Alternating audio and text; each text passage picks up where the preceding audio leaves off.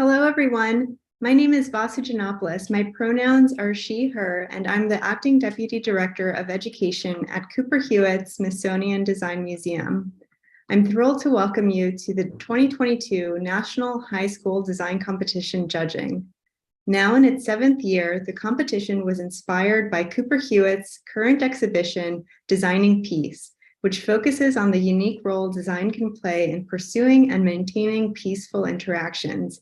If you're in the New York area, I hope you'll come see it, and if not, please visit us online at cooperhewitt.org. For this year's competition, we invited high school students from around the country to join in envisioning the future we want to live in and design for a more peaceful and just world. I'm so excited to introduce this year's finalists. Erin Saya-An, a sophomore at Roosevelt High School in Seattle, Washington. Bianca Arcayena, a graduating senior at Bergen County Academies in Hackensack, New Jersey. And Sohan Shunduru, a graduating senior at La Jolla Country Day School in La Jolla, California. First and foremost, a big round of virtual applause, that is, to the finalists. They were selected from 722 remarkable designs from across the country, submitted by over 1,100 students. Our sincerest thanks to the generosity of Shelby and Frederick Gans and Adobe for making this year's competition possible. I'd like to invite our judges to introduce themselves, and I'll turn it over to Kim to kick things off.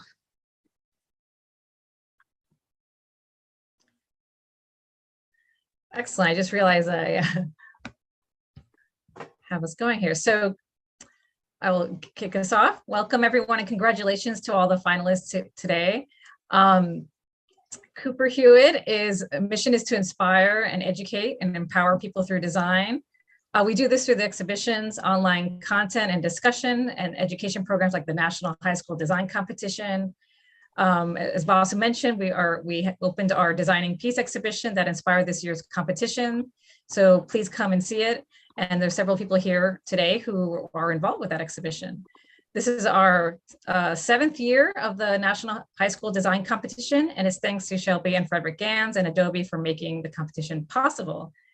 Each year we challenge the teens around the country to design a solution to a unique real-world scenario inspired by Cooper Hewitt's rich collection and stimulating exhibitions. This year's theme is all too relevant, designing for a more peaceful and just world. We'll be announcing the winner later today, so please help us share the news once we do at Cooper Hewitt and hashtag HS Design Competition. I know this is the end of the school year, so we're so excited to have these finalists and putting all this extra effort as some of them are graduating, and we've been hearing some wonderful things about their mentor experience. So we look forward to your presentation today, and good luck, everyone. And I pass it off to Vasu. All right, we'll go around for all of our judges to say a few words about themselves and introduce themselves. I'll turn it over to Gray. Hi, everybody. My name is Gray Garman. I'm a professor of design and the director of the Center for Integrated Design here at the University of Texas in Austin. I started my career in architecture, but now I actually work with a lot of organizations and students that are interested in using design to solve problems. And non-traditional and unexpected things that are really important, like peace. I also work with my students on a peace project called Co-Designing Peace, where we put together a newspaper with a bunch of research and tools. I think this is an incredible topic. I'm so excited to be here. So thanks so much for having me.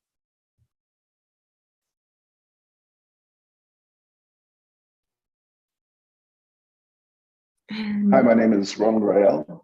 I am an artist and designer and professor of architecture at the University of California, Berkeley, where I am a chair in design ethics. I'm the inaugural artist in residence at the American Refugee Committee, now known as ALITE, and I'm participating in Cooper Hewitt's Design for Peace exhibition currently. I'm very excited to be here. Martha? Hi, I'm Martha Rich. I am an illustrator and fine artist based in Philadelphia. I'm a former professor at Art Center College of Design in their Design Matters program, and I'm currently teaching at Fashion Institute of Technology in New York.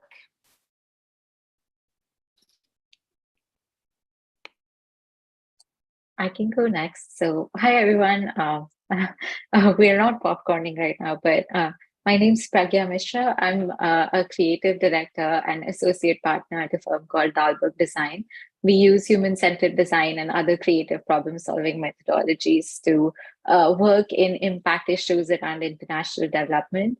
My personal background is as a visual designer, but also in global health and public health. So I do a lot of different types of projects in healthcare, and I'm really excited to be here and meet you all and looking forward to hearing more about your entries. Also, congratulations for being here.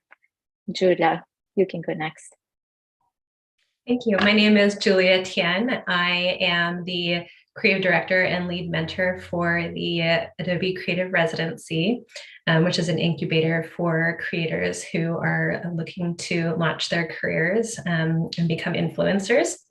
I also lead the strategy for Creativity for All under philanthropy at Adobe. And I'm excited to also administrate this the grant with Cooper Hewitt through Adobe. So very interested in seeing your work and see how design can really make a difference for peace. And we met briefly. I'm Kim Robledo-Diga. I am the Director of Learning and Audience Engagement at Cooper Hewitt. I've been at Cooper Hewitt for just shy of 13 years in the education department, learning department, and I've been working with youth and adults with design for over a decade. And I have actually a degree, I was mentioning, degrees in ceramics. So my creative abilities or skill sets come from two very different aspects there. But I'm excited to meet you all and learn about your projects today. So thank you to our judges, and we're so excited to kick things off. It's now my great pleasure to introduce Saya and welcome her for her presentation.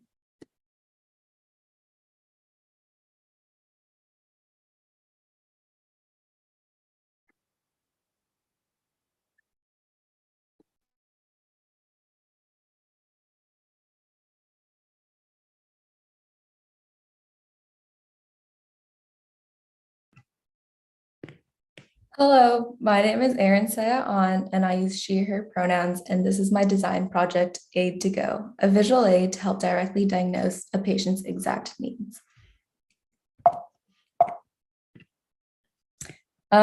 First, here's a little bit more about me. I'm a sophomore attending Roosevelt High School in Seattle, Washington. And as you can tell from my amazing photos, I like to express my creativity through design, which in my opinion, allows me to amplify my voice through art. Communication has always mattered a lot to me, which is why it's a driving passion for my designs. To expand knowledge of communication, I took it upon myself to learn sign language over quarantine, which is why I made posters on your right. And with that, I kind of expanded it to my knowledge of different languages. A quick story I want to share about myself is a couple years ago, I injured my leg during a really rough game of soccer and I needed to get surgery. However, during my first surgery, I got a phone call from my doctor saying that I needed to urgently come back. The doctor informed me that I got the wrong procedure done, costing my family more money, time, and stress that we could all comprehend. However, my recovery after my first surgery was terrible. I didn't want that to happen to anyone else of miscommunication. And so I decided to create a medical aid brochure that could help limit the amount of miscommunication that happens between the doctor and the patient, but also enhance the communication from the visual aspect. To do my best to prevent situations like this from occurring in the future, I gave it my absolute best to design a brochure that combines my skills with what I believe is a significant dilemma. But in order to understand how my project serves a better remedy to a patient and doctor miscommunication, I'd like to share how I conceptualize this idea. Communication is incredibly fluid, and we can share culture, art, and ideas using our language and dialects. A person should be able to express their ideas through thoughts and livelihood with one another without having any discomfort. And in my scenario, I was so thankful that I was able to communicate with my doctor However, it is daunting for me to know how many countless of people from different cultures, ethnicities, and religions do not have the privilege of being diagnosed quite as swiftly as I did. Therefore, my objective of this project was to overcome the obstacle of gender and social norms so they can get the care they need. Rebuilding the world of healthcare by encouraging inclusivity is a united step towards world peace. Nearly 25% of people are unsatisfied with their visit to their healthcare provider, and 15% of those are dissatisfied because of miscommunication. And around 80% of errors made during treatment is due to miscommunication. Now, this is just the US, and the US represents a small percentage of this global population. Imagine how many more situations arise due to patient and doctor miscommunication. Best summarized by the quote from Dr. Carolyn Clancy, poor communication is a major source of medical errors. And during the brainstorming phase for Aid2Go, I followed a very important humanitarian organization such as Doctors Without Borders and the Red Cross. I took inspiration from them and how they communicated with people all across the world while giving treatment. Here are some methods from different doctors that I found that I thought was very useful. First off is a contraceptive kit from IDEO.org. This one was created specifically for women and young women in rural areas of Ethiopia to teach them and educate them about contraceptives. And another one, very similar to the one that I just spoke about, is an online PSA website called Bedsider, which is a website that informs American citizens about contraceptives. And as you can see on the right, that is the universal chart of pain. And this is like very straightforward in language because it shows the exact language and what kind of words they were to use. But instead of making it very complicated and very big, I decided to shorten it down to just taking the photos of the imagery above. And this is my original design. This design provided a clear image of what I wanted my brochure to look like. Some modifications I were to make the lines thinner and to change the borders to give it more of a unified look than diverting the attention to headlines. After receiving feedback from users, an obstacle I needed to tackle was to expand my design into a two-way conversation. I did that by making my final design. I added an extra panel, which is panel 1, in order to ensure a way of a two-way conversation. In order for the doctor and the patient to be able to express their needs that aren't already listed in the brochure. This also allowed space for the doctor to give feedback to the patient, such as their regimen that they have to do after their visit. As you can see, for panels 2, 3, and 4, there are very straightforward imageries of either a person's head or the anatomy and bone structure of a human. For structures 3 and 4, for panels 3 and 4, I decided to add yellow dots around one side of the body to indicate or to direct a patient to specifically point towards where their problem areas are. And panels 5 through 9 go over the preface of diets and well-being. But last but not least, panels 11 through 12 is for the face and mouth specifically. Here's another photo of my final brochure. This is what I imagined the product to look like when it is produced. The brochure should be foldable and easily stored around the location or a person's pocket. As the name suggests, Aid2Go should be to go. Here's another view of my final design. I included different angles to capture both sides of the brochure. Lastly, I wanted to share how a potential experience between a patient and a care provider would look like. The numbers consecutively depict how the brochure can be used during an interaction in a realistic scenario. These pictures were taken at my school's health center, and I got some volunteers to give me feedback on the brochure and the final product. This brochure brings both the patient and the doctor to the care provider and the brochure brings both the patient and the care provider into a single unified method of communication, which is through visualization. This is how I envisioned the brochure would be utilized in a US care clinic. The brochure is easily accessible, and the patient can quickly but accurately point in order to describe their discomfort. In a world where subjects like the internet and the pandemic continue to isolate us and test our strengths, I hope to have ambitious ideas like Aid2Go that can serve people around the world in a way that it removes stigma and unifies us together through communication and through the power of design.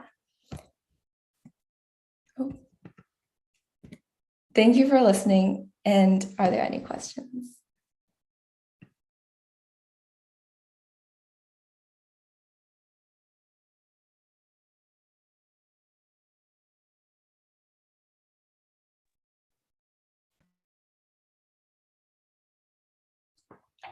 I'll jump in. I'd love to kick it off, Saya, by just saying fantastic work.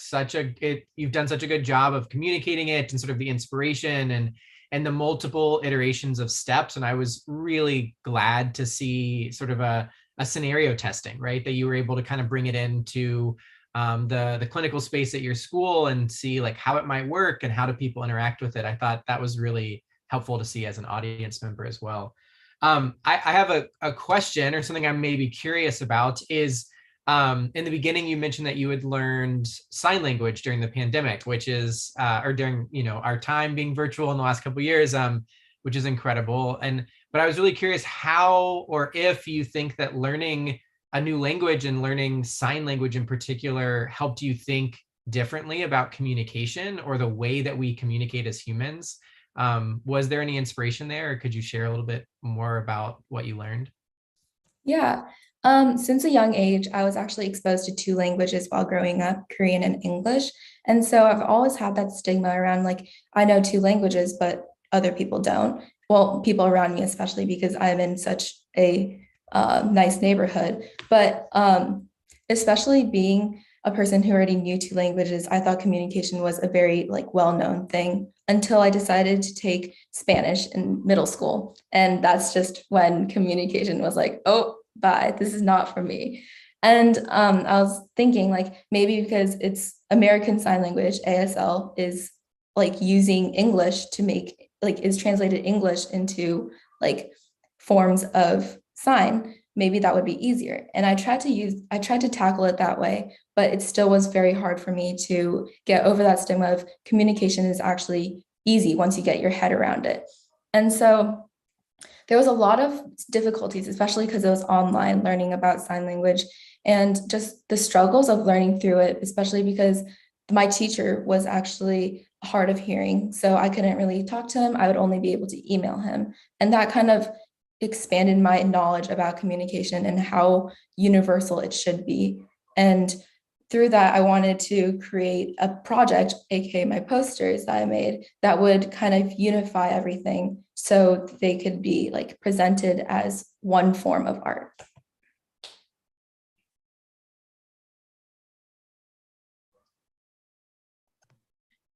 I have a follow-up question. Oh, my apologies, but you want to go ahead, Kim. Oh, okay. I'll jump in. So, Saya, thank you so much for presenting. I was also impressed by your visual skills. They just, the amount of iterations you've done, the command you had on how to design a brochure. As a visual designer myself, it was really, really rad to see. So thank you for putting in so much effort. I had a follow-up question, which was more around, you showed one scenario where there's a doctor and a patient who are looking at this brochure together. Are there other uses or other kinds of scenarios in which you imagine this could also be a successful idea? Or why did you think of this particular scenario? Could you think of anything before and after? Or how else do you see this idea translate into other scenarios? So I was actually planning when I first came up with this project to make sure that it's more of a global, like it tackles more of a global issue. And so that's when I jumped to my first resource, which was Doctors Without Borders. I did some more research into that, as in like people could carry it around as a quick little like brochure. It's like when you sit down with your patient, you can just be like, oh, like show me where it hurts. But instead you could do that visually. And so but then I realized like starting out small is also very important. And then it made me realize how I also had a lot of miscommunication in my like past. And so that kind of sprouted a little root saying that like you don't have to speak a different language to have miscommunication, but you can also have miscommunication between the person and like two people who speak the same language and can fully understand each other, but there still can be miscommunication. And I wanted to emphasize the fact that this brochure could also limit the amount of miscommunication that could happen. Saya, this is an incredible presentation. First, I love that you did such great research and looked at some exemplar projects and efforts, initiatives from other organizations and designers. So bravo on doing some homework there, see what worked, what hasn't. I was also very interested in your sign language efforts, and that made me think of the whole disability community. So your project obviously has a strong visual aid, which is part, you know, the sense that we utilize the most. Have you envisioned how that would be for those who are blind or have low vision, but also giving them a way to communicate that maybe is not a visual representation, but some other way that it has the same solution that you proposed today? I have not quite put my like thought on that yet, but one thing that I've also thought about like extremely was to incorporate how like fatigueness, like mental health, emotion, how I would incorporate that into my brochure, because that is very hard to like put down visually.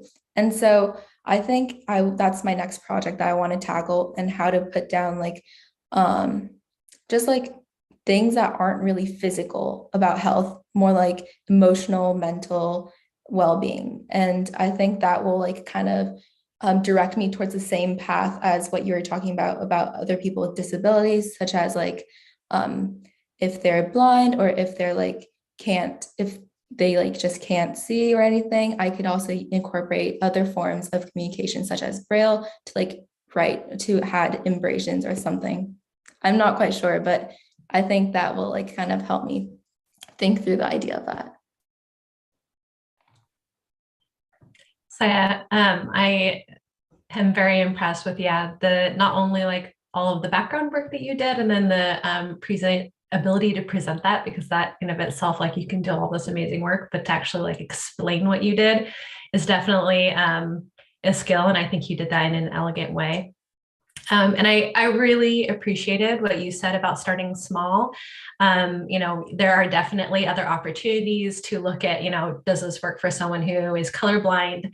Does this work for, those who are impaired with their ability to see?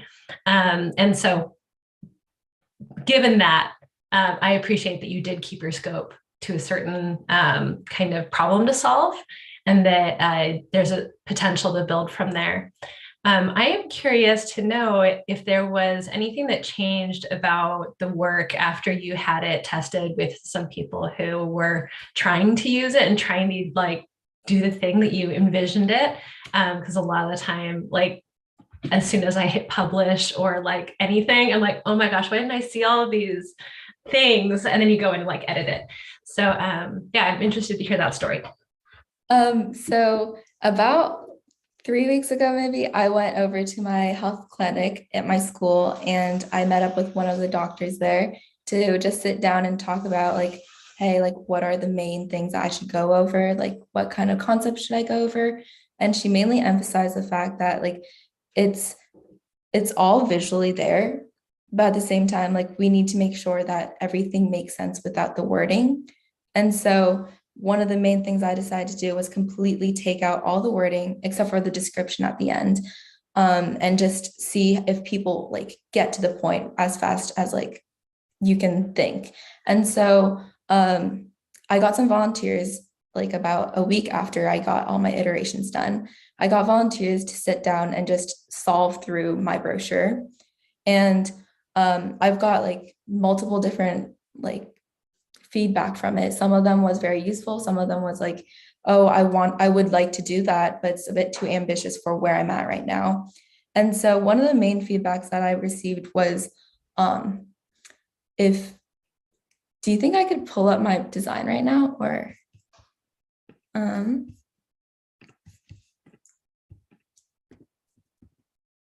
in my original design, one of the main like things that a lot of people were talking about was this is a one-way conversation and how it limits the whole entire expansion of the conversation into going into like the regimen that you have to follow after you're done with this like visit. And so that made me to think like, what should I do then? And like, because you guys can't talk through like this whole entire conversation, because I told them that the main point of this experiment is to like not talk and just to visually figure it out. And so I decided to add that little panel. And I think that's the most like biggest change, because it changed it from a one-way conversation into a two-way conversation that expanded its opportunities to just grow from there. And I think that was one of the biggest feedbacks that I got. And I really appreciated all the people who helped me out to like figure that out. I love that you didn't put lines in that area, because I was thinking, if you don't share a language, that rather than maybe writing a solution or trying to communicate back other questions, that you can continue to draw on the brochure or in that area. So well done on that. Yeah, thank you, Saya, for that really beautiful and elegant presentation. It was so clear and it told a really complete story. And you walked us through a really nice scenario that allowed us to understand the simplicity of it. And I think that one of the beautiful aspects of making the tool, which this is that it's limited in use, but it has the ability to be used in many ways. And what I mean by that is that it's really a tool that we can use without any other additional tools. We could use a pencil if we want, but we could use our finger, or we could use gestures. And so I think that makes it, within your aspirations, something that is universal, and it's approaching that. I just finished reading a really interesting book by Malcolm Gladwell called Talking to Strangers, that talks about this kind of miscommunication that we have globally in relationship to cultures. And one thing that he points out in the book is that there are studies about what's called emotional transparency, and that what one person might perceive to be a smile could be perceived as fear or danger. And so emotions aren't necessarily transparent. And so I'm really happy to see that you're trying to overcome and those kind of misunderstandings through different kinds of transparencies. And you do use things like facial expressions to kind of communicate things like pain. But I'm also wondering about your use of color, and this is where my question comes in, is that color also has meaning. And what one person might perceive a color to mean one thing, another person might perceive a color to mean another. And you use many colors in your design. And I wondered what kind of research you did on color to make decisions about where to use it and how to use it. Well, I did some research on myplate.gov, I think that's what it's called, but it was a universal plate chart of like foods and different types of like meals that are served. And in that, it like is categorized into different food groups like grains, rice, like meat, protein, like carbs, fats. And so with that, I just looked off of those colors to like kind of correlate towards my brochure. And that's mainly where my color came from. Well, my color choice came from.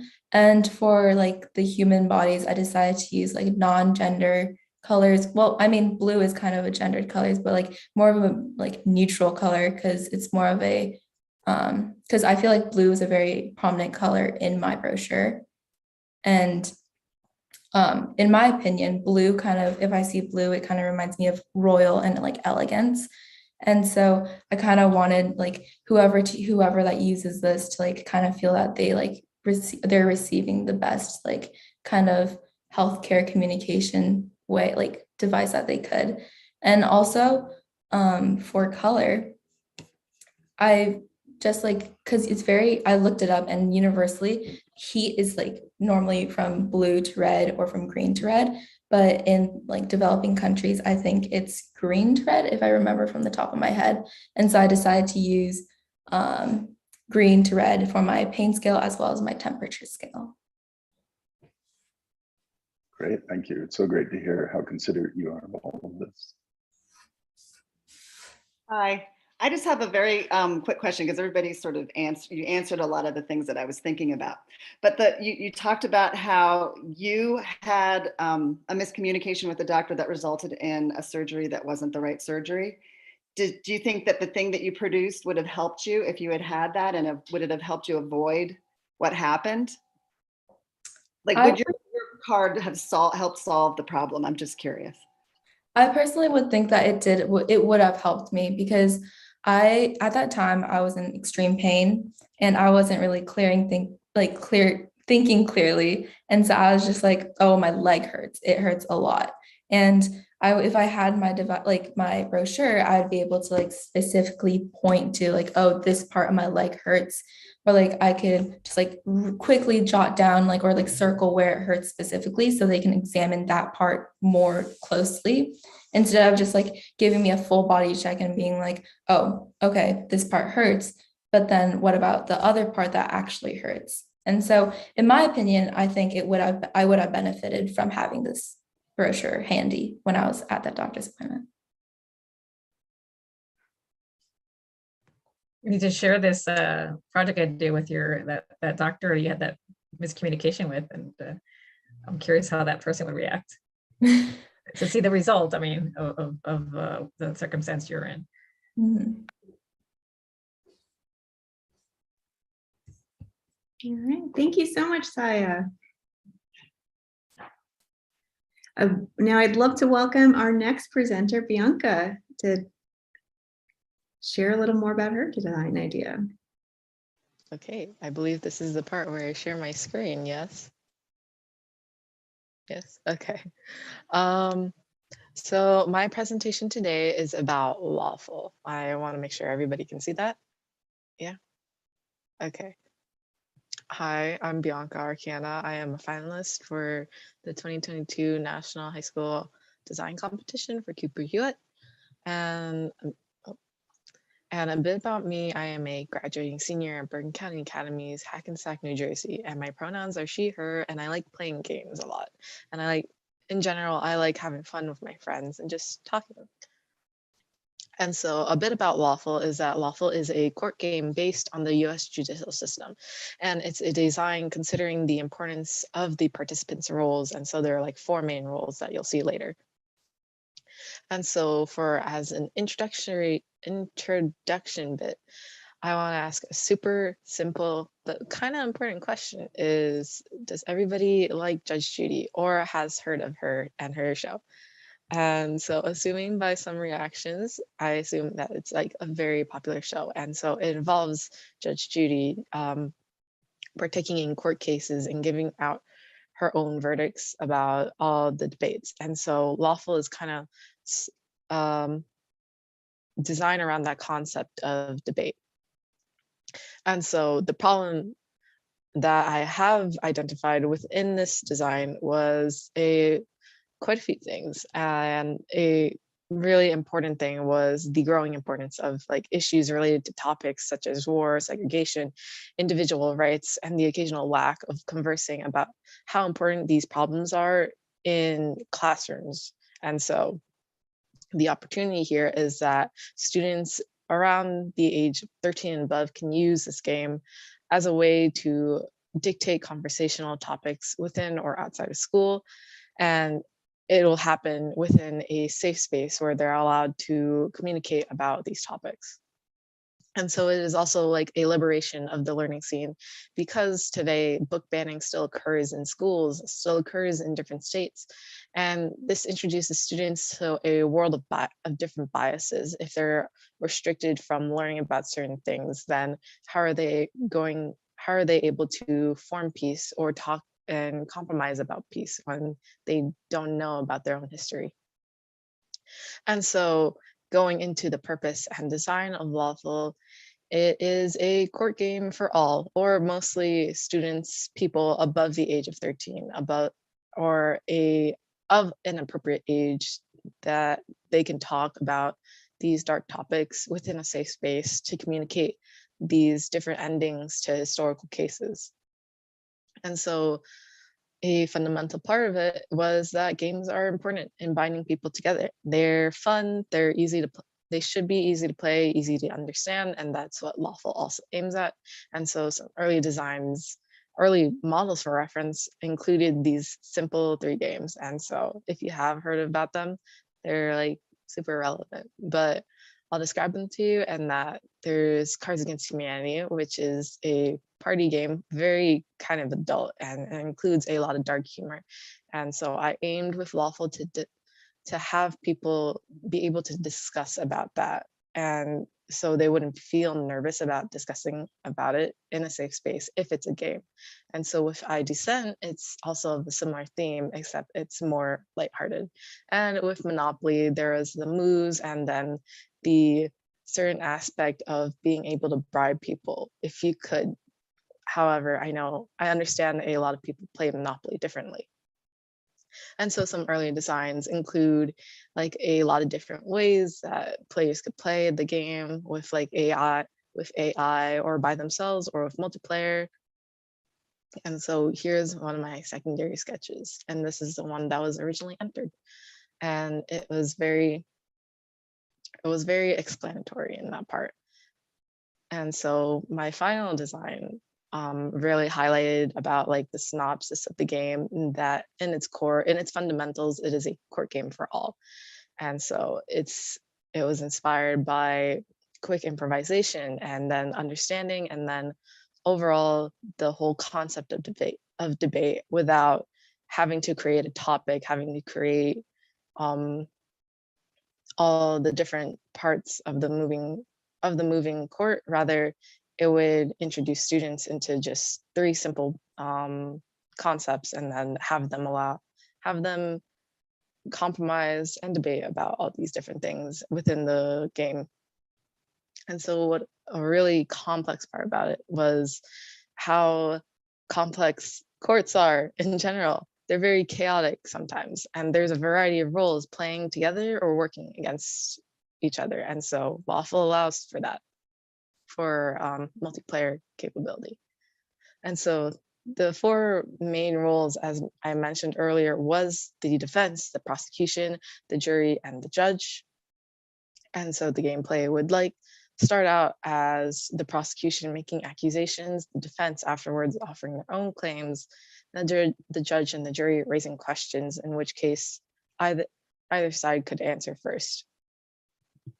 And so idealistically, the opportunity here is that all players are able to maintain equality within one space, and within looking back at historical cases, they could play out these different roles and then find out these different outcomes to all these various cases. And so you could suppose that client A could have a questionable background, and client B could also have a similarly questionable background. And so you would have the players decide what was important to consider within the final verdict. And so here are more concepts about how the players are allowed to have all of the different cards, like clients, information about clients, information about claims, information about evidence, and questions that they could ask their defense and prosecution. And that'll help them guide their final verdict overall. And so some early diagrams involved all the different possibilities that a case about anything from car crashes to petty theft to segregational issues to students and their rights to free speech could end up. And so very simple chart, but it could go on and on and on as long as the students wanted to. And similarly, this is like how the game would be set up. And so it's a very colorful background. And in earlier samples, I used purple for the jury, except I changed it later back to black because that way the jury and the judge were on the same side. And so for the availability of this sketch of this card game overall is that it should be more accessible than a real court to players. And similar to classic games like solitaire and chess, it could also have been released in like online trials. And ideally, you could also read through all the cards by yourself and then play out these situations as if you were playing a chess game. And so here comes the innate difficulty of achieving law and order. Peace and justice. And so peace and justice isn't without some obstacles after all. And so here comes a few plot twists that there could be bribery within the game. You could cheat within the game because I want players to understand that this is a safe space and that the opportunity here is that they're able to discuss about the severity of all these different topics affecting the world today and how to come to a compromise, a peaceful solution that'll allow them to move on in the future and kind of share their helpful opinions within politics of the future. And so overall, you should be able to think of this like a chess game, because although you can play against yourself, you're also allowed to devise the worthiness of clients' claims if you're the judge. And so you can think of it as like a whole moving system of multiple layers that work together or against each other. Oh, sorry. And so with the ending fundamental that is based off of court, it should always be serious, but sometimes there's a variety of levels within the cases themselves. And so with different modes being available, players can choose if they want to relive court cases about issues ranging again from petty theft to issues worthy of protests like gender issues, sexuality issues, race issues. And so for final thoughts, lawful concept is to capture all these different educational aspects that benefit students in a way that'll help them liberate and find their own justice and peace. And it should be able to reach anyone of appropriate age, and it should encourage players to take all the lessons that they've learned within this debate game and be able to find their own bravery in communicating their own opinions to achieve peace. And that's it. Thank you for listening to my presentation. Any questions? I'll start. Bianca, I am very impressed. Doing game design is very complicated. And so I applaud you for taking on such a complex project on a very complex topic. I put my husband through law school, and so it was really fun for him to do things such as like moot court or be on the law review, and those things are built to prepare law students to really understand like how things work and to really like be in the shoes of trying them out. But there's so many people who could really benefit from really understanding the way that the legal system works and some of the justices or injustices or the things that are complex in it. And they don't get to go to law school and do, moot court or law review. And so I think this is a really clever way of sort of democratizing basic understanding of the legal system and where it potentially could fall short, or where it's interesting for people. And I think also a lot of us opine about things based on what we saw on TV or like what tiny little bits of information. Sometimes a little bit of knowledge is a dangerous thing. So I love that this draws everyday people into really getting a better understanding of what is the process and what are the different aspects that go into it.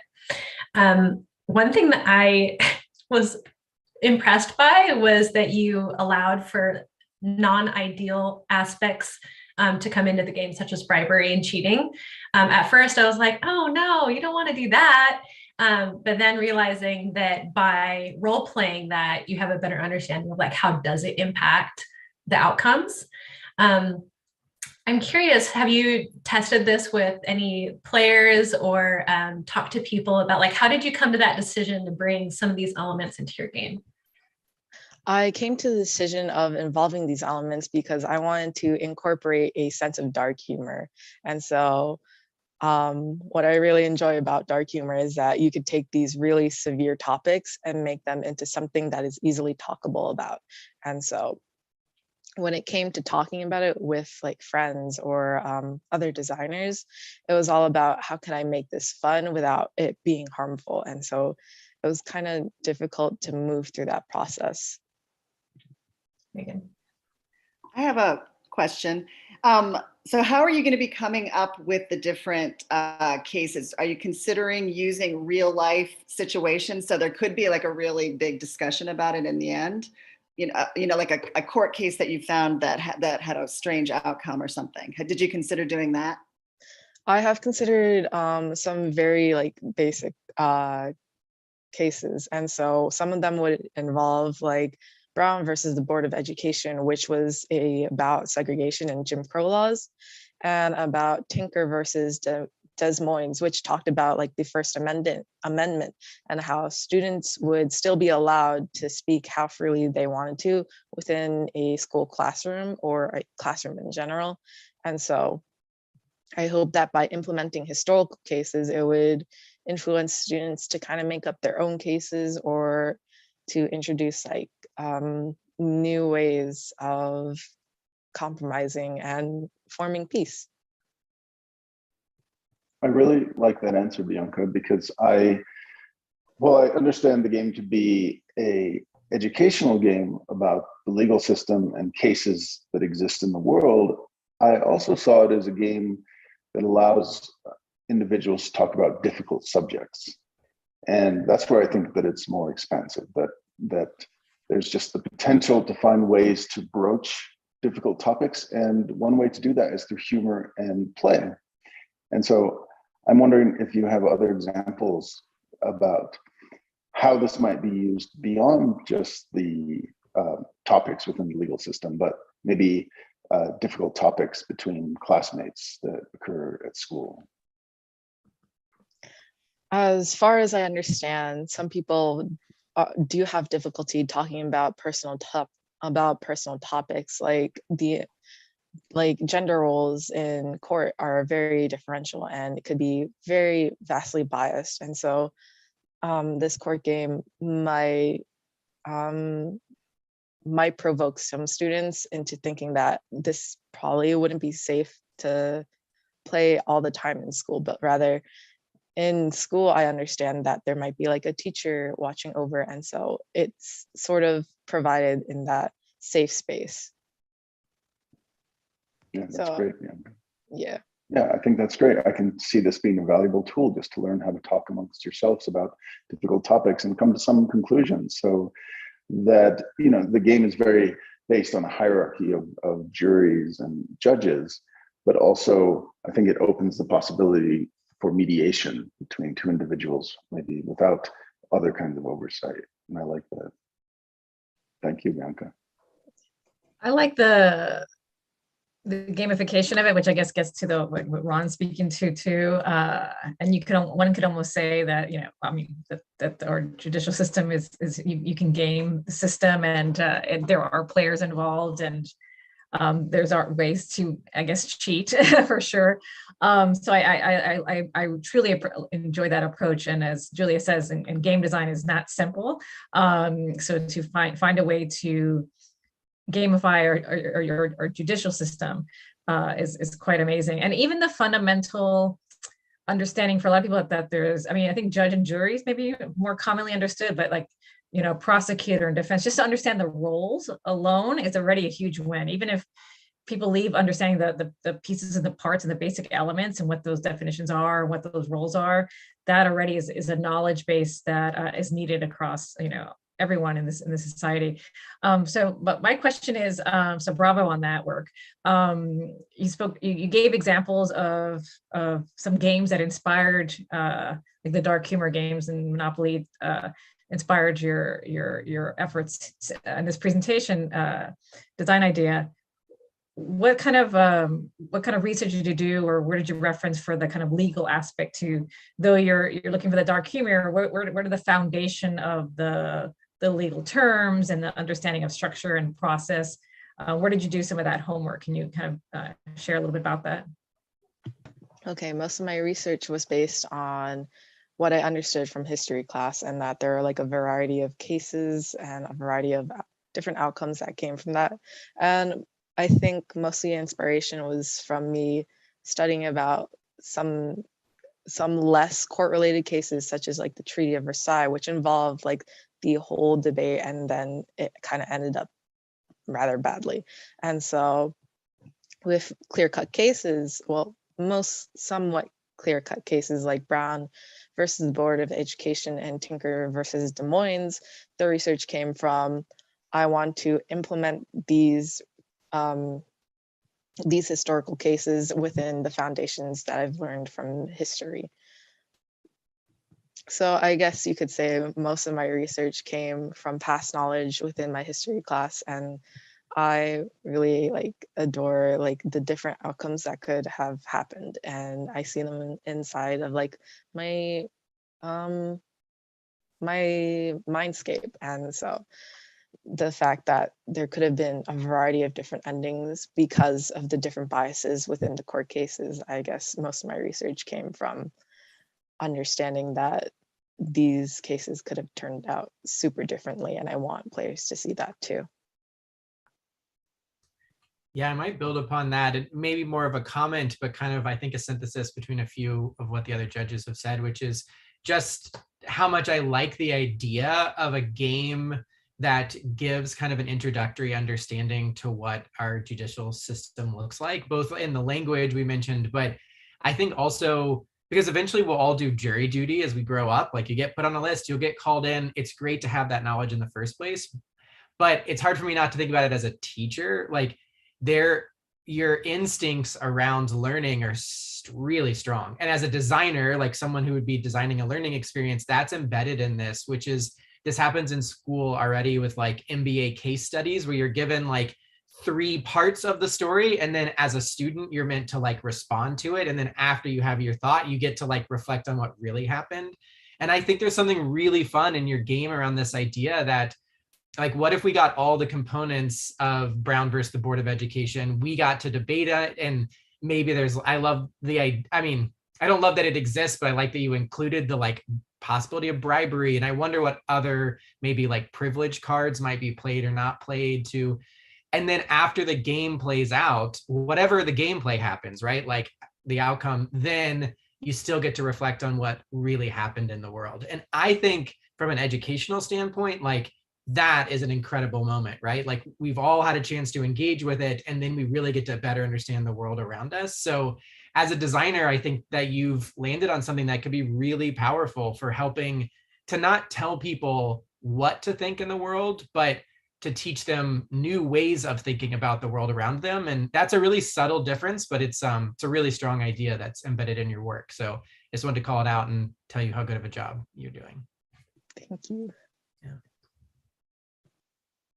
Bianca, I had a follow-up question that's sort of related to all the themes that are coming up, but I really like the fact that, when people gamify things, and one of the things that you learn in game theory is the end, there are winners and there are losers, right? Here, or there is some sort of a point system. You get to judge where you're at compared to the other players and make it more competitive and hence more enjoyable. So I really like the fact that it's more of an open-ended debate. And I did see in your process that you went through a couple of iterations to refine your thinking. And to me as a designer, just seeing that design process play out was really nice. And I mean, it's sort of educational in some ways to go through that and to refine your own thinking, right? Can you talk a little bit more about how you went through those steps and just your own process of refining the game design? Because I mean, this could be endlessly refined and you could keep like perfecting it, but it was just really nice to see how you had landed on all of these sort of design decisions. And I was curious a little bit more to hear from you how that happened. Okay. In the beginning, I kind of wanted this to be like a sort of single player experience where you could play it on your phone. But then I was thinking that it was leaning too much towards a sort of game, a similar game called Ace Attorney, where you would replay as a man named Phoenix, if I'm right, and you're living through all these crime scenes, and then you receive a final verdict from a judge. And so with Lawful, I wanted to be more multiplayer, and so that it could be played in classrooms, and so it could be a bit more fun within like a student's day, being able to debate about a topic that is dictated to them. And so they wouldn't have to make up the topic, and the research that they would be requested to do would be like very light. And so I thought it was going to be very similar to like a similar game such as like Kahoot, where you would fill in all these answers and then you would be able to debate about it towards the end. And so a lot of the process was like going through different game modes and going through how a program like this would work. And so I think in my earlier sketches, if I could pull them up really quickly, but otherwise in my earlier sketches, there was a lot of talk about how could I make this fun and how could I make this like different from the types of things that I liked. And so there were like the different modes with like the coin and bribery, and then the very clean mode, and then like with like the petty thief where neither the clients were like very dirty in their backgrounds, and then there's like very severe cases. And then there is also like time limits and all these fun potential elements that I could include, when in reality I had to like take it down a notch and bring it back to the basic. How many cards would a student be provided, or would a player be provided? How much evidence would they be allowed? And if it would run on like a point system.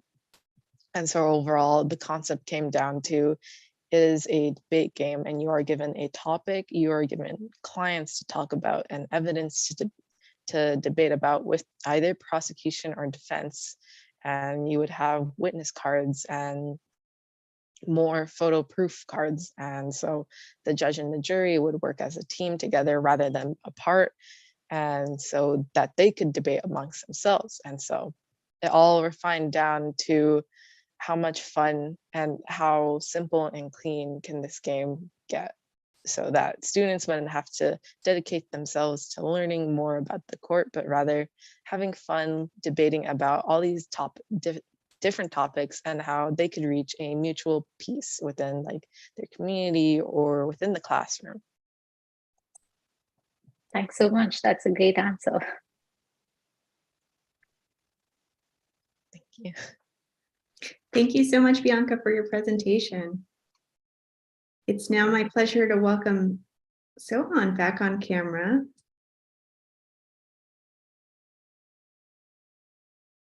I'll turn it over to Sohan for his presentation.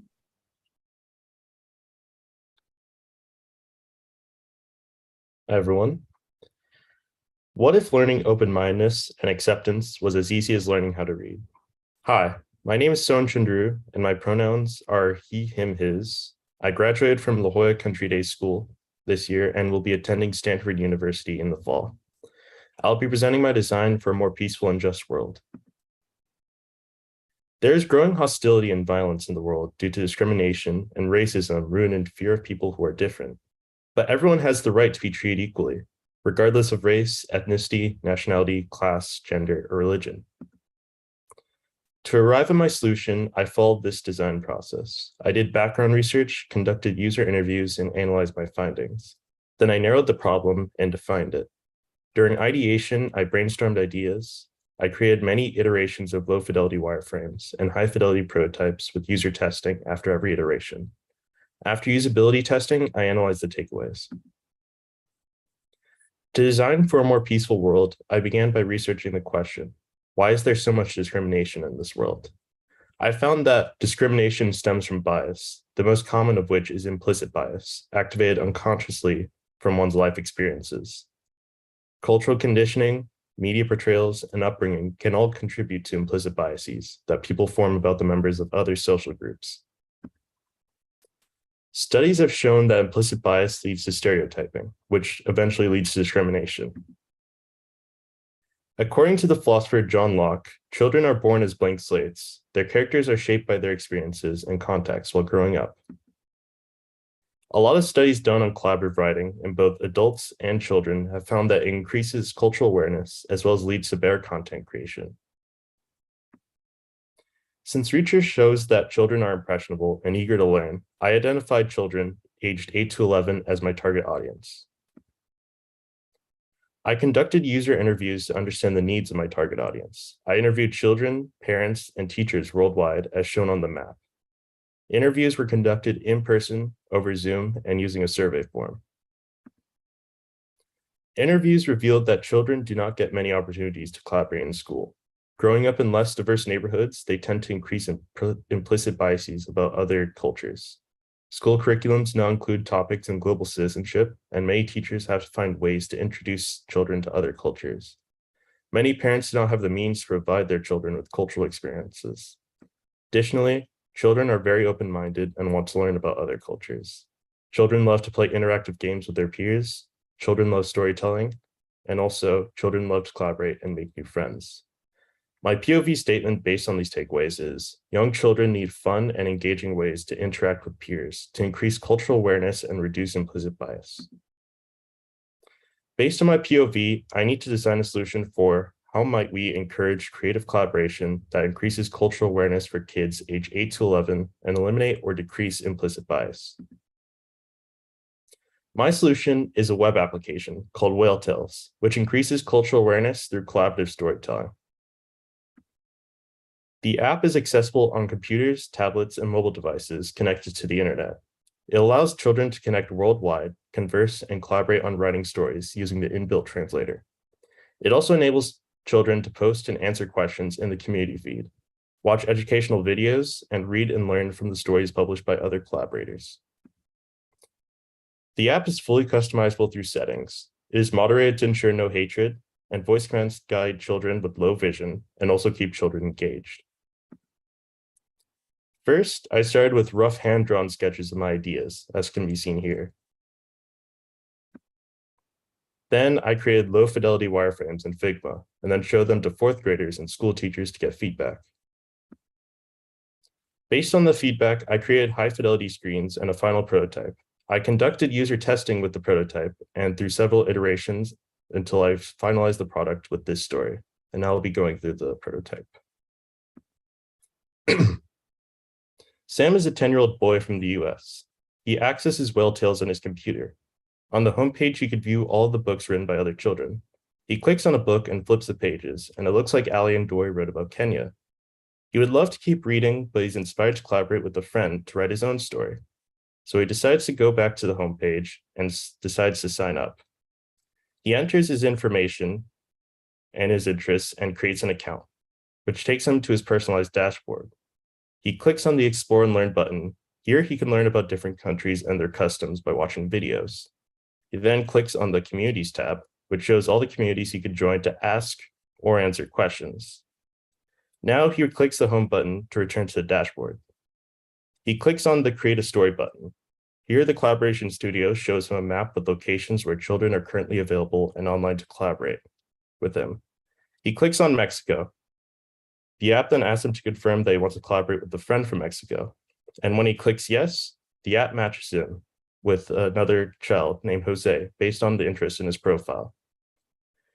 When he clicks Start Collaborating, it will take him to a collaboration screen. Here, he's able to chat with Jose and collaborate on their story together. They greet each other and decide to write about customs in their story. Sam then starts to write the story by picking a background, a character, a speech bubble, and text, and that introduces the character. The app then prompts him to let Jose have a turn to add to the story, and Sam clicks OK. On Jose's end, he's also prompted to add to the story.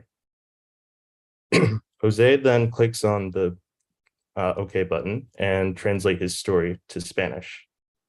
He then picks a character and uses a speech box and text to introduce him as well. He then asks Sam to save the story. Sam translates his message and goes to save the story by naming it.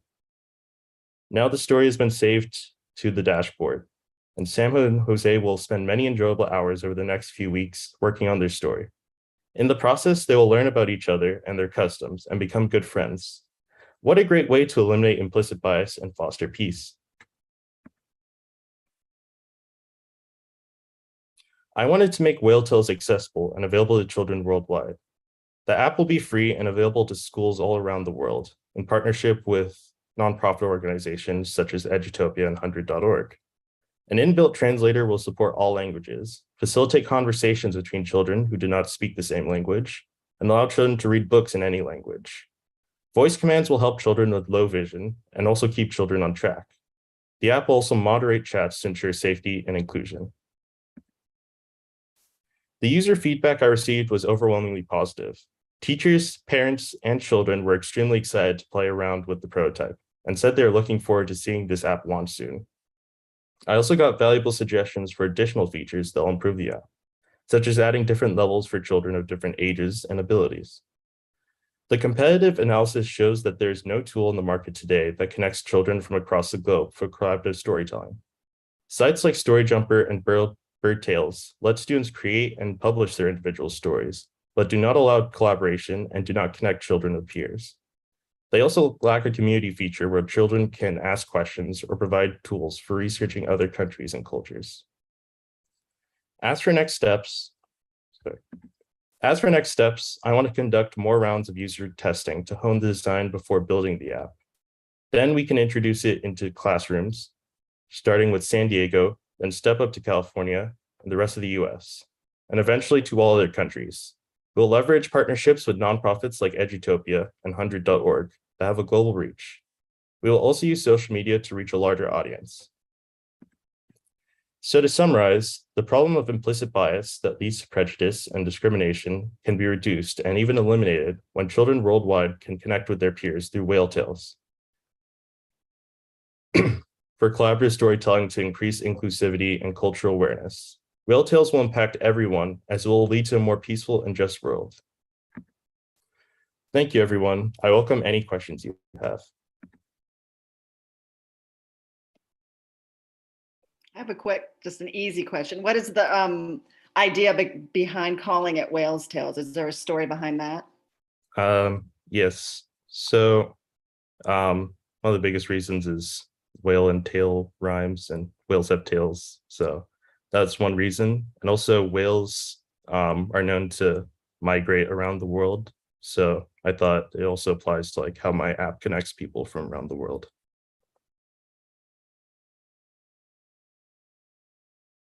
Also, this is very impressive. Thank you.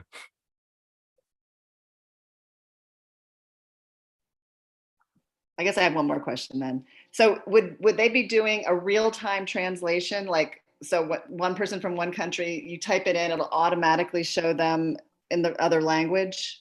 Yes. There wouldn't be any like translation time. It's just like sort of an automatic thing. Yeah.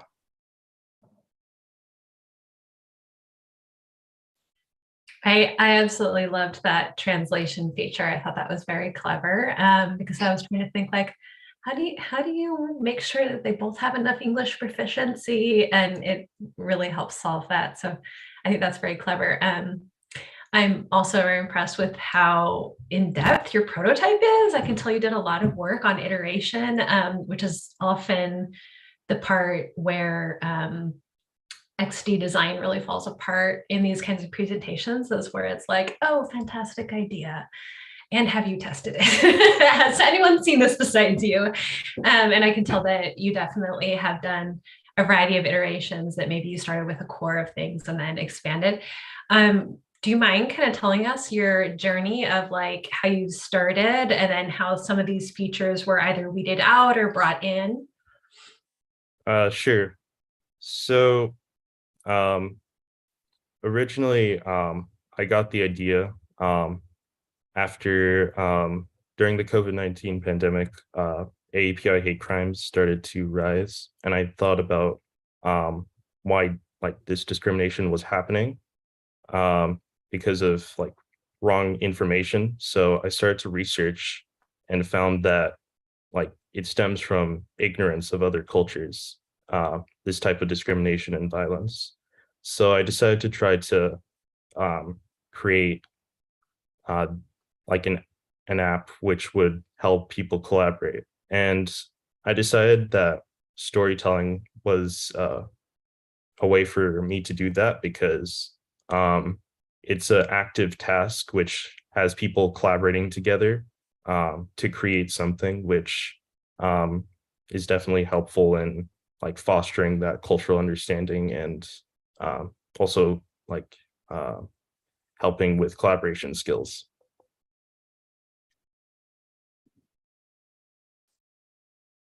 Shohan, thank you for that presentation. I think that's really great. I always think about what is the seed of this idea? Like I've tried to be really reductivist and think about, what is the basic premise that has impact.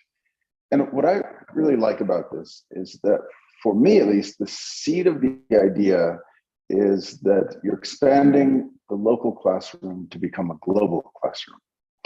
And in classrooms, you have different kinds of topics. And I would say that your topic falls under the subject of literature. And so I'm wondering if you've thought that there might be different kinds of subjects that students can collaborate on beyond literature. Yeah, definitely. There's definitely other ways to collaborate with other students around the world. Especially like even in Whale Tales itself, you can talk about any topic that you want to with the person and create that story together. Also, you can expand like this idea of a global classroom to like science, or you could like do lab experiments together maybe, or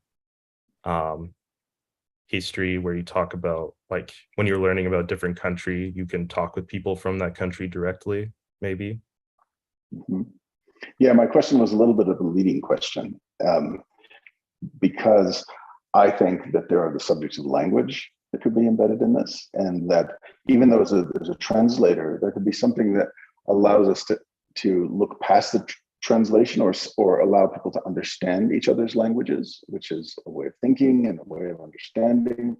On that subject, I could see collaborations through math, through science. I really enjoy this possibility that I think a lot of educators discovered during the pandemic, that we don't have to sit in the same classroom, just like we're doing right now and collaborating on this project that we're all in front of, and how maybe that could really change the nature of education and schools. And so thanks for bringing that all to light. Thank you. Yeah, I agree So, with Ron. Oh, sorry. yeah, we keep on crossing wires. Why don't you go ahead? Yeah, I completely building on what Ron Reynolds is talking about. I mean, the idea, I remember being in school, and first of all, I love that great presentation. I mean, talk about a dedication to like the design process and all the iterations, and that focus on a very discrete age group, 8 to 11. I think people start, forget that, that refinement of who your audience is really helps you nail it. Instead of saying children, which, an 8-year-old to a 16-year-old are very, very different audiences. So I appreciate that you narrowed the scope in order for you to ensure that you met the needs of that particular audience.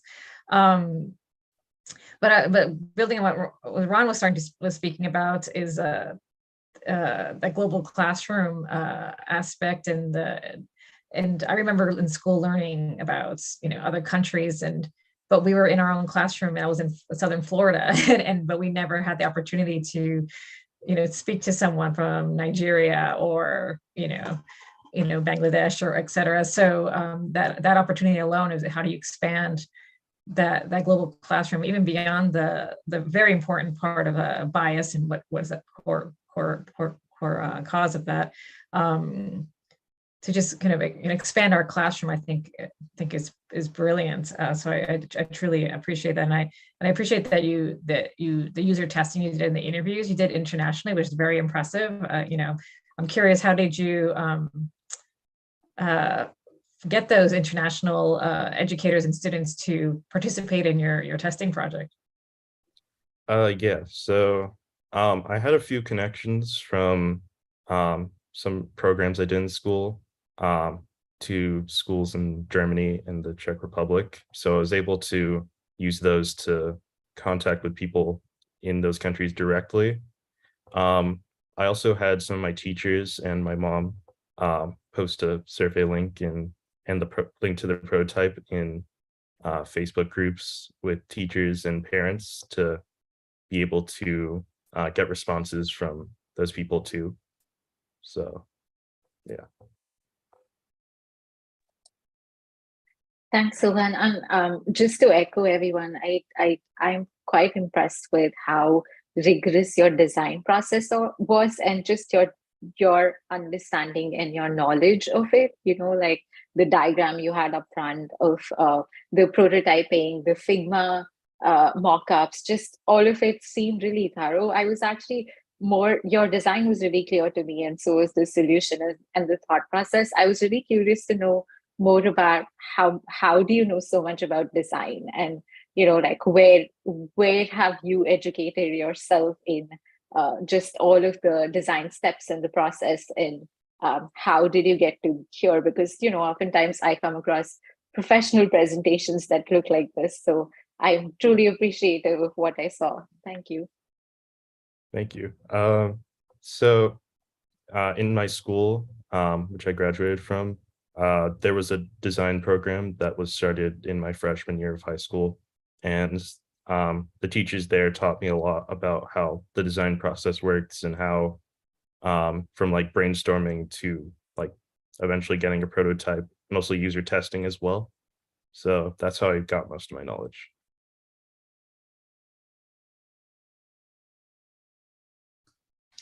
I just have a quick, maybe because I'm going at the end, I sort of more comment or sort of reflection on just saying, I also really appreciated sort of the breadth of the process and the dedication to, starting with kind of a loose idea of trying to, eliminate or decrease a lot of the bias that's leading to hate, and then sort of finding the outcome that actually has the greatest potential to solve that. So I think that dedication to the design process, I just want to acknowledge.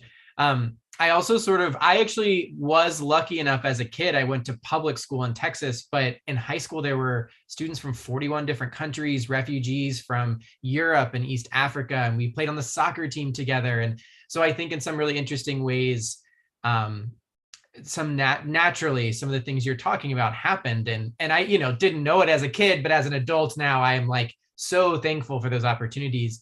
And what comes to mind, I think what you're landing on is the power of story, right? Like I'm actually like I'm like, do I remember everyone's names? Like maybe not, but I really deeply remember some of the stories we talked about what it was like to play soccer where everybody grew up. And right, like I grew up in Texas, which was really different than how someone played soccer in Guatemala or wherever it was that they sort of brought into these conversations. So I really like that you're using something like storytelling to bind people or sort of, find common ground. Like we're all humans, even though we're not all necessarily coming from the same place or living the same lives.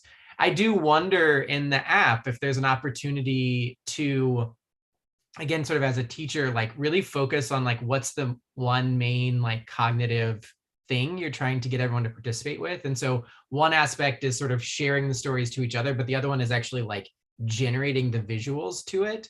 And although I love that as a creative activity to share, I wonder if there's a way to even just refine it to like, what if it's just about two people connecting around a topic, and in the sharing of the story, then maybe things naturally get generated. Like maybe there's a way to layer in like an AI image generation, which is not perfect, but could be better as that continues to seem to get better. So I think you've really landed on something. And I think that if you really focused on that core, Ron called it sort of a seed earlier in a different project, but like what's the real, like most important part? And I think that exchange is the most incredible opportunity that you've landed on.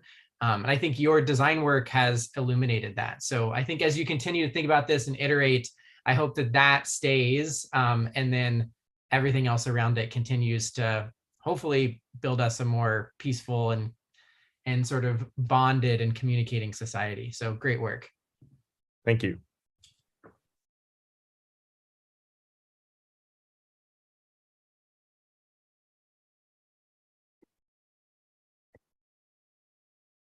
Thank you so much, Sohan, for your presentation. At this time, I'd love to invite all of our finalists back on camera.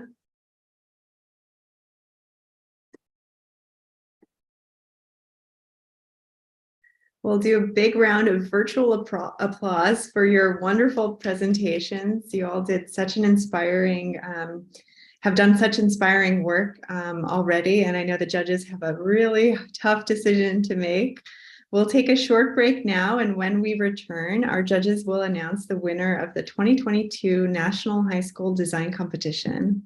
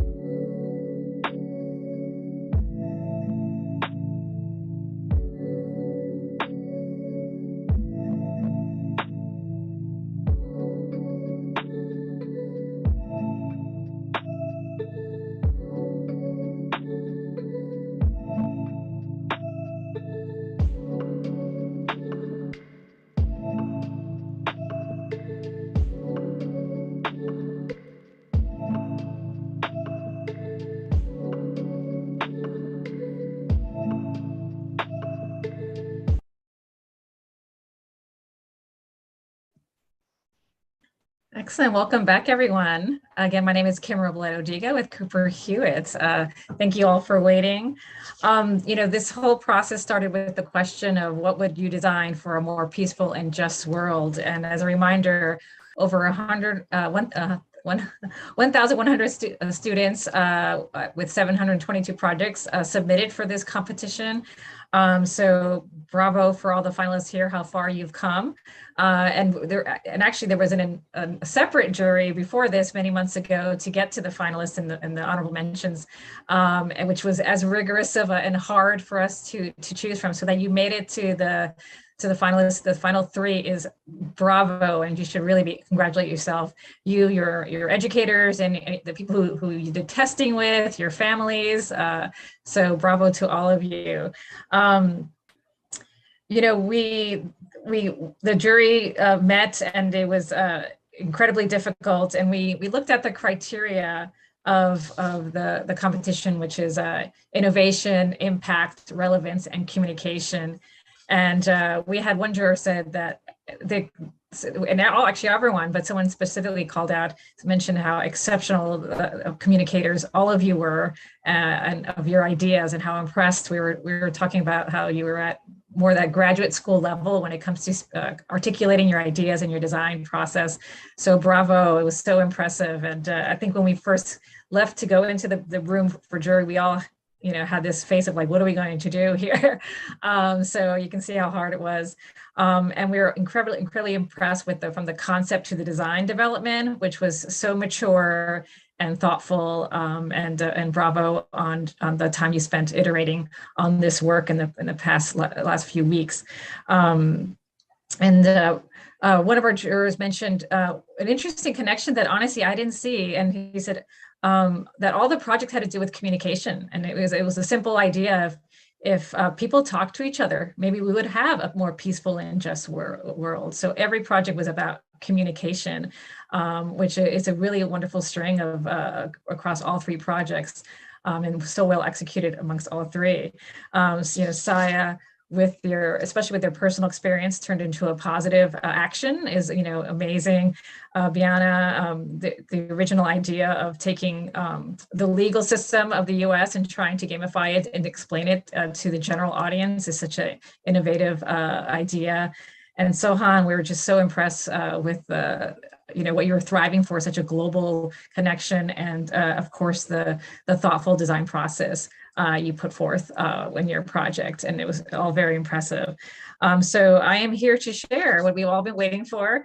That 2022 National High School Design Competition goes to Erin Sayan for A2Go project. So bravo to you and to on your fantastic project, Saya. And we were incredibly impressed with the personal story and the process you went through, and the impact it would have, this work, in your thoughtful testing within your school. So it was just a fantastic project, all elements that everyone had, but yours was we had to pick a winner, and yours stood apart just a little bit more. So we want to congratulate you, Saya, and again, everyone you work with should be proud of the work you accomplished. So, Saya, you have any, I'm not to put you on the spot, do you have any words you want to share, Saya? Thank you so much for this opportunity. It was an incredible experience, and I will keep this weekend as like a memory, and I thank you guys so much. Oh, perfect. Well, as we all say, these wonderful finalists, we expect to be in communication and contact and with all three and the honorable mentions or in the future. So please don't see this as the end of the story with Cooper Hewitt, at the end of these projects and your work. Please do reach out beyond this and continue to do that fantastic work and thinking and innovative work that you proposed today. And we look forward to seeing some of these projects come to realization one day. So with that, thank you all for participating. I want to thank not just the finalists and everyone in your community, but the wonderful jury, Gray, Pragya, Ronald, Marta, and Julia. Thank you so much. And of course, our Cooper Hewitt team, here today who made this all happen, with a special thank you to Vasu, who put this all together. So congratulations, Saya, again. And this concludes the program.